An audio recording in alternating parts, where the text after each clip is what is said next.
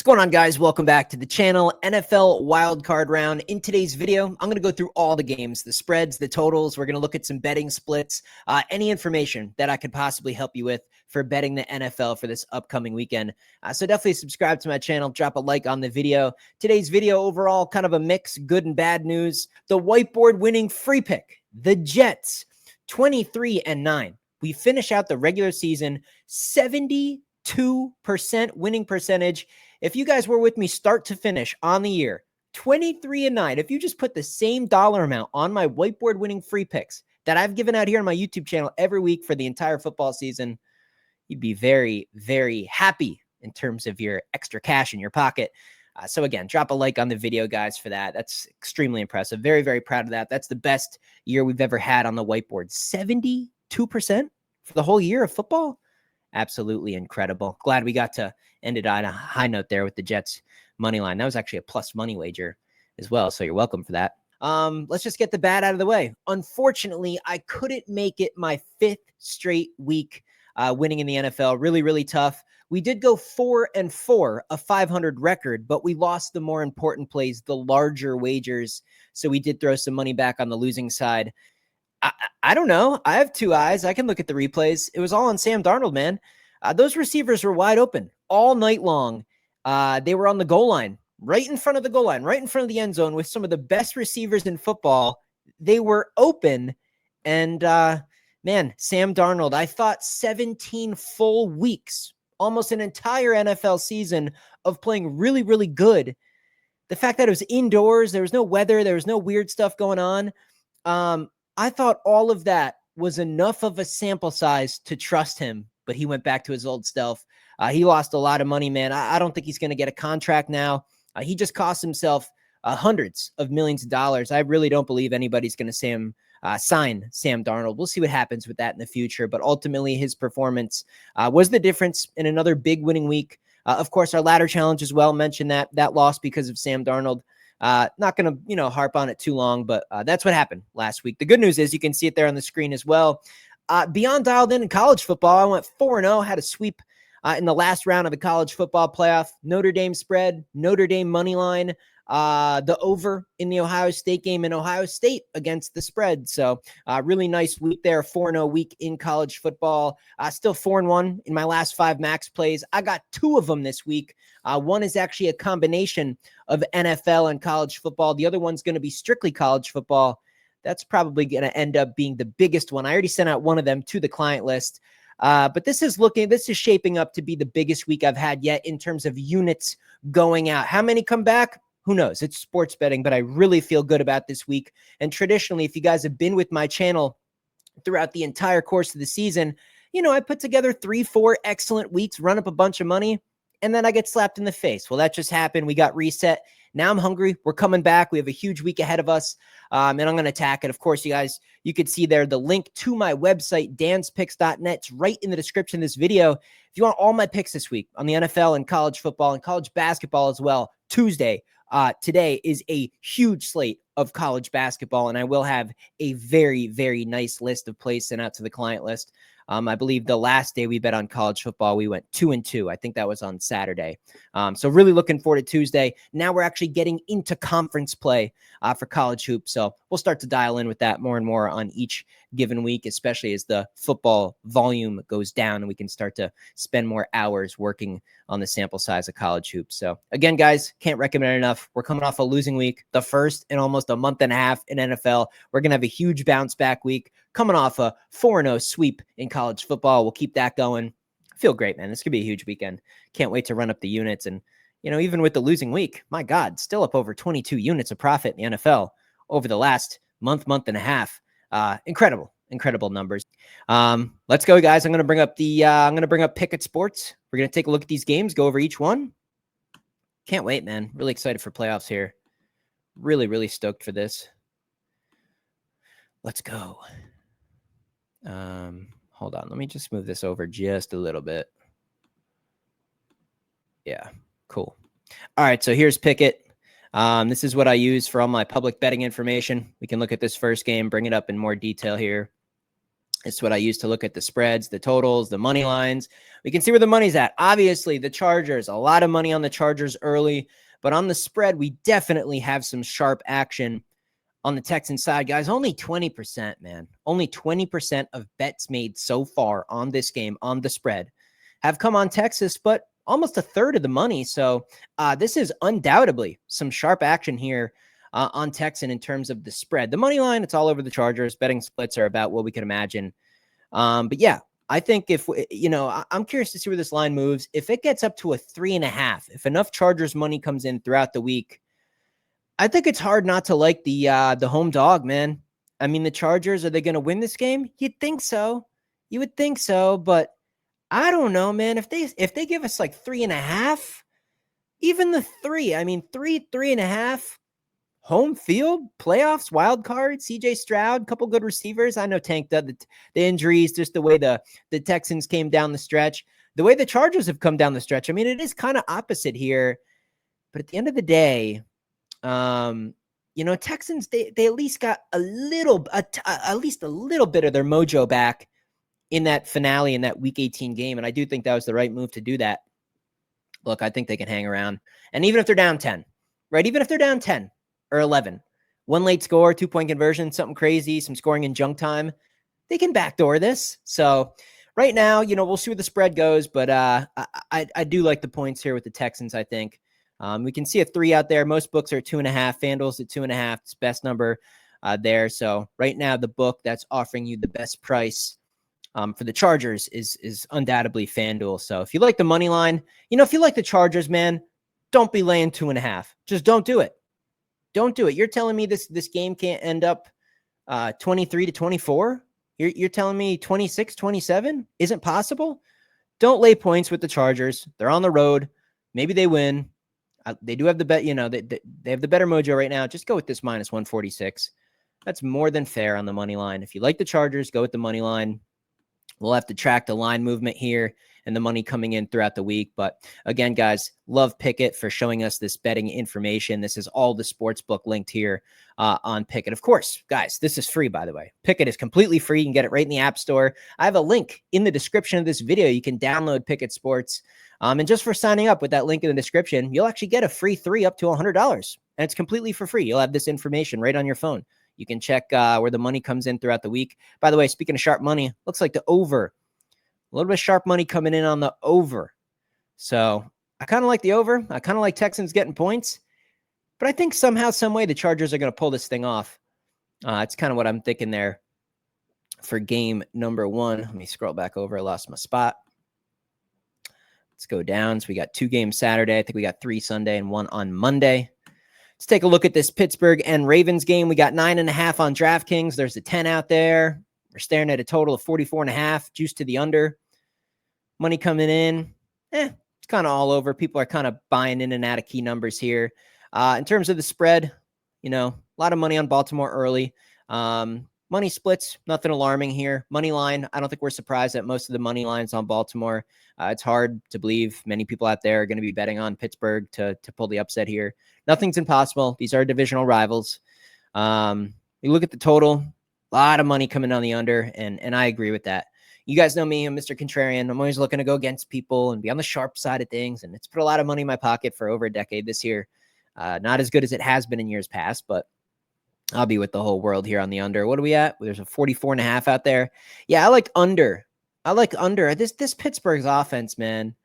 Did you watch them at home versus the Bengals? Yo, it is bad. Pickens, bad player. The running game, the play calling, one-dimensional. And look, in a game like this, what's the narrative? The narrative is that the Ravens are a regular season team. Lamar, the Ravens in the playoffs overall, they just fold. They just fall apart. I think that's going to really, really light a fire under these boys. I think they come out early. I think they take care of business. I would lay anything in the single digits with the Raider. I watched every second of every football game. The Steelers offensively, they just ain't it. They just ain't it. And the only thing the Steelers can really do offensively is the strength of the Ravens. A lot of people say, oh, well, the Ravens secondary, right? They can be had. You can pass on the Ravens. The Steelers can't pass. Russell Wilson can't move. He can't make decisions. He holds onto the football. So, okay, you have, Warren and Najee Harris, kind of a 1-2 punch at running back.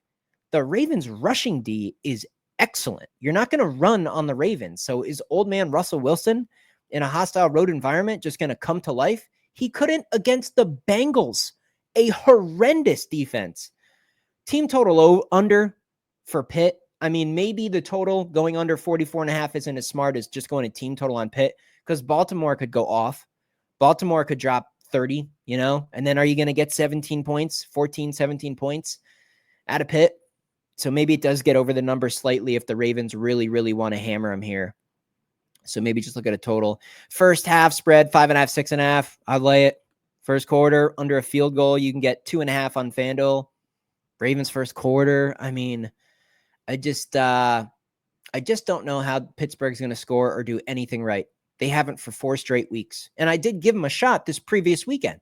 We cashed the spread ticket, the 2.5 hit. But I also had a money line play there on Pitt, and that was the spot. That was the spot. You had so much incentive to win that game, so you didn't have to play the Ravens. So you could have gone and played the Texans. You're playing a Cincy team that's on a sell high spot. So you had this team coming in, bunch of wins. Pittsburgh coming in, bunch of losses. Spread's only 2.5. Pittsburgh's at home, divisional rival. That was a sweet spot for Pitt. And if a guy could just make a catch in those last couple throws, they had the field goal in the bag, but penalties and Russell Wilson taking 2 sacks, ruining the clock there. Really thought Pittsburgh should have won that game. If they won that game, I think that would have switched, maybe my mindset on this spread. Pittsburgh's a dead football team. They can't do anything right. No faith in them. I'd have to be on the Ravens and the under in this one. Let's go to January 12th. Let's go to Sunday, guys. Denver, Buffalo. Let's check this one out. 8.5, 9, kind of a dead number. I mean, it's above a touchdown. It's above 7, 8 key number. I guess you 2-point conversion, maybe include 8 there. So it's above 1 possession, right? The spread is Buffalo to win by 2 possessions, but 8, 9. I mean, it's just kind of dead zone. It's under 10. Lay it. The Denver, they just played a team with nobody, so they're coming in with a little bit of inflated egos. The Bills, at home, Bo Nix. Look, I don't really have faith in the Bills' defense. That scares me. I have no faith that the Broncos are going to stop the Bills at all. They can name their number in this score. I kind of like the over. I mean, Bo Nix, he's talented. The running game, he's kind of getting used to these receivers more. Sean Payton is a play caller. Some potential there. So maybe over 46.5. You can get on DK right now, DraftKings. Like the over, and lay it with the big favorite. Money splits look good for that too. Half the bets are on the over, but 65% of the money, and a lot of money on the Bills. So is this thing going to be double digits by game time? Probably. I don't know, though. Hanging a 10 in the playoffs is wild. We'll see what happens. Packers and the Eagles. I'm not even going to click on the data for that one. Look, I'm a Packers fan. If they were 100% healthy, this is 100% an upset. And I mean that. You put Jair Alexander in this game, Christian Watson healthy, the whole squad ready to rock and roll. I don't trust Jalen Hurts. He stinks. His brain, I swear to God, it does not process fast enough in the NFL. Did the Packers have enough guts and grit to still somehow find an upset here? I don't think so. I think the injuries they have are key. I mean, even Jordan Love just got banged up in that last game. So I think that's too much. If they came in healthy and stuff, perfect spot where I think the whole world would be on Philly because the game's in Philly. The Packers don't care. Look what the Packers did last year. They came in as huge underdogs to the Cowboys and wiped them off the earth. And then they damn sure almost beat San Francisco, an elite San Francisco team. Had that game in the bag. So healthy Packers, I would bet my kidneys on 4.5. Current Packers, I still lean that way. I need some injury reports. I need some weather reports. I need some final information. I think I like the 4.5 with the pack here. And I like the under. I love the under because of those exact reasons. So that's the way I lean in that one. Washington and the Bucks. Boy, oh boy, oh boy. Look, I know in my heart, I And no, Washington's the better team. The Bucs defense and the Bucs coaching staff is amongst the worst in the NFL. It's abysmal. But Baker, he's a baller. Comes alive in the playoffs. Rookie on the road, playoffs, wild card, bad. But better team getting 3.5, good. I'll take it. I have to take the points here. Maybe it's a trap. Maybe they don't win. Maybe Baker wills his team to victory with a last-second field goal. There's a 3.5 out there. Washington's the better team, man. They're the better team. But ultimately, in the playoffs, you have a really young quarterback on the road in the playoffs. I mean, it's just, we got some contradicting stuff here in this game. Let's look at the money splits in this one. Definitely some sharp action on that spread on Washington. Big time. Little over half the bets on Washington, almost 72% of the money. Now, the bet splits look okay, but also realize this is a public underdog. Generally bad. If you flip these same percentages around for Tampa, and the line was 3 and a hook, and the betting splits were like this on the favorite, that would be like great. That would be wonderful. I'd be all over the Bucs. Money line, the betting splits, my gut feeling, I'm gonna say this team's just different. Jaden, he's just a cool man. He's just a cool cucumber. I don't think he's gonna get scared, worried. The Bucs can't play D. If it was a team that was strong defensively versus offensively, maybe that would be bad. I don't buy it. A lot of money on the over. Definitely some sharp action on the under, but yeah, I don't think I could play the under in this spot. Interesting game. Curious to track that and looking at the information further. Final injury reports, final this, final that. I mean, this is early in the week, guys. Before I'm really dialed in on some of these games for some specific wagers. A lot more information will be looked up. Let's go to Monday here. Let's go to the 13th of January.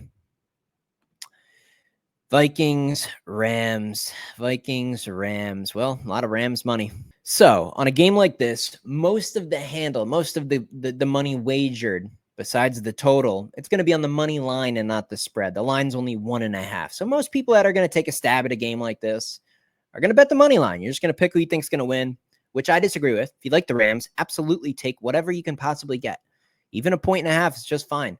23-24, 26-27, 34-33 if it's high scoring. Sam Darnold plays good and Stafford plays good and it's a shootout. Someone has a 2-point conversion. They get ballsy and they say, you know what? We didn't come here not to lose. We came here to win. They go for 2 and they win by 1. You just never know. Give me the Rams. Give me the Rams outright. Sam Darnold is absolutely shook. He's back to his old self, the true Sam Darnold. He is a fraud. They had a lot of games this year in the regular season that, yeah, their record was impressive, but they barely won. He had open receivers all over the field against Detroit. That Detroit defense is bad. And the receivers of the Vikings are incredible. Aaron Jones, although he came in with a quad injury, looked okay. Akers looked good. Sam Darnold, pathetic. Holds the ball, can't go through his reads. Now you're on the road versus the Rams, who actually took the gamble not to even go for that Week 18 game and to just rest people. A rested home team Rams team with a better coach and an elite experienced quarterback versus Sam Darnold. The wrong team's favored. Give me the Rams. They're going to win this game. Also, at the end of that Detroit game, Dan Campbell comes across the field at the end. He goes, see you in 2 weeks. Good luck. See you in 2 weeks. Said something like that. Yeah, you're not going to see him anymore, man. They're not going to win another game this year. And it's sad, man. You could even see the look on Justin Jefferson's face. It's frustrating when you're that good and that open and you can't even have a guy who made a living playing a sport. The guy couldn't even deliver a football within your reach repeatedly for the entire duration of the game. Yeah, bad mojo with the Vikings team. And now they just have to wipe their face and just take a cold shower and say, all right, it was just a bad dream. Let's go win this game. In the playoffs, on the road, versus Matt Stafford, Puka Nacua, Cooper Kupp, McVay's a coach, arrested team? No. On the same token, though, don't really love the Rams defense. And I think it is impossible I mean, it is literally physically impossible for Sam Darnold to play that bad again. Even if he plays the same level, he can't play worse, and they should still score on the Rams. And with the rest and Stafford and just the whole scheme of this Rams team, nice condition. It's not like this is Soldier Field in Chicago or the frozen tundra at Lambeau. I mean, it's nice conditions to score. I like over 46.5. I think the Rams score plenty, and I think the Vikings. You can't play that bad again. So they're gonna at least probably get. God, they got to at least score like 13-17, and I think the Rams can get 30, man. I think they can get 30 here. And if the Vikings do show up, if Darnold somehow shows us that last week was just a blimp and he, goes to some psychologist, before this game and has his head tweaked or something to where he actually can play good again, then the Vikings could drop third. This could be over a 60-point game. This could easily be both teams getting in the 30s. So I don't love the total in this game because, again, you're kind of gambling on Darnold. Maybe just look at a team total for the Rams to go over. I don't think that's a bad look. But yeah, the wrong team's favored. I think the Rams win the game. They win it outright. Take that 1.5 though. Minus 105, 1.5. Sure. I'm not greedy. Give me every point I can possibly get. So there you go, guys. NFL wildcard round. Again, can't recommend enough. I'm coming off of a rare losing week in the NFL. Huge bounce back in the NFL. A 4-0 week last week in college football and college basketball all week long leading up to this. danspicks.net, link in the description. I'll put you right on the text list. The plays will go right to your phone. You'll get the plays, what the odds are that I just locked the bet in at, and how many units I put on that particular wager. Just copy the plays, man. You'll be in good hands, and just understand this is sports betting. I wish I could say I could win 30 weeks in a row. You don't. I win a lot more than I lose. That's all that matters. You got to do this thing long term, be able to handle some drops here and there. Huge bounce back week. The biggest week of the year, in my opinion. See you in the next video.